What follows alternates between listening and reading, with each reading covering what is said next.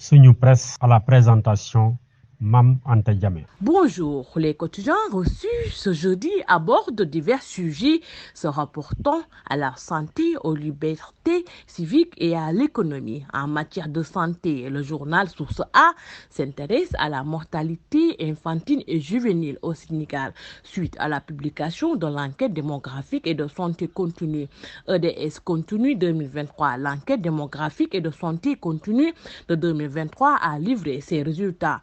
Le rapport détaille la mortalité des enfants, notamment l'estimation de la mortalité infantile et juvénile. Globalement, le risque de mortalité infantino-juvénile est estimé à 40%, de même que les maladies, à savoir la diarrhée, la pneumonie et le paludisme, qui sont les principales maladies infantiles qui peuvent entraîner le décès des enfants de moins de 5 ans au Sénégal, indique le journal.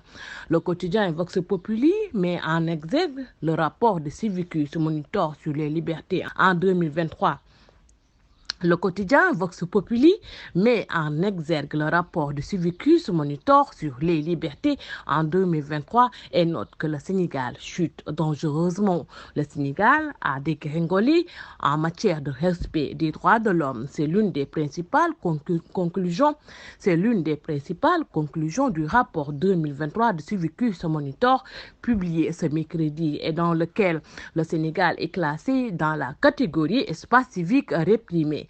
Cela explique le rapport intitulé « Le pouvoir du peuple sous attaque en 2023 du fait de la répression permanente qui s'exerce sur des membres de la société civile, des journalistes, des oppositions politiques à l'approche de l'élection présidentielle du 25 février prochain, écrit le journal.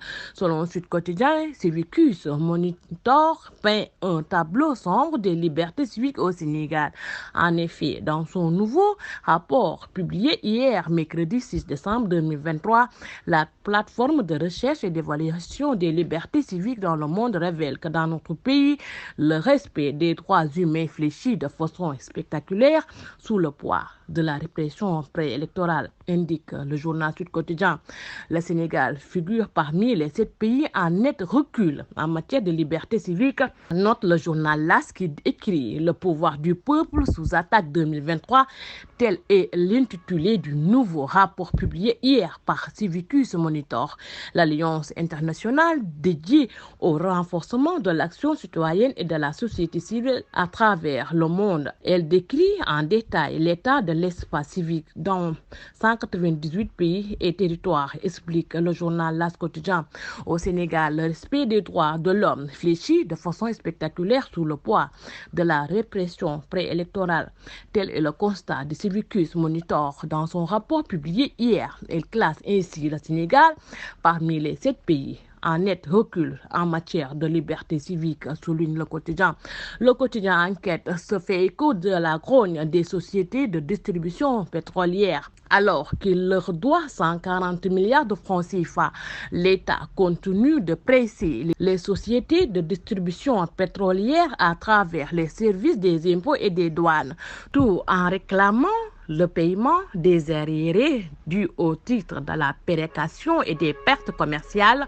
Le président de l'association sénégalaise des pétroliers, Ahmed Guissé, insiste sur la nécessité d'instaurer un mécanisme de compensation, note le journal. Bonne lecture et bonne journée. Suñu Presse vous a été offert par l'Agence sénégalaise de la reforestation et de la Grande Muraille Verte.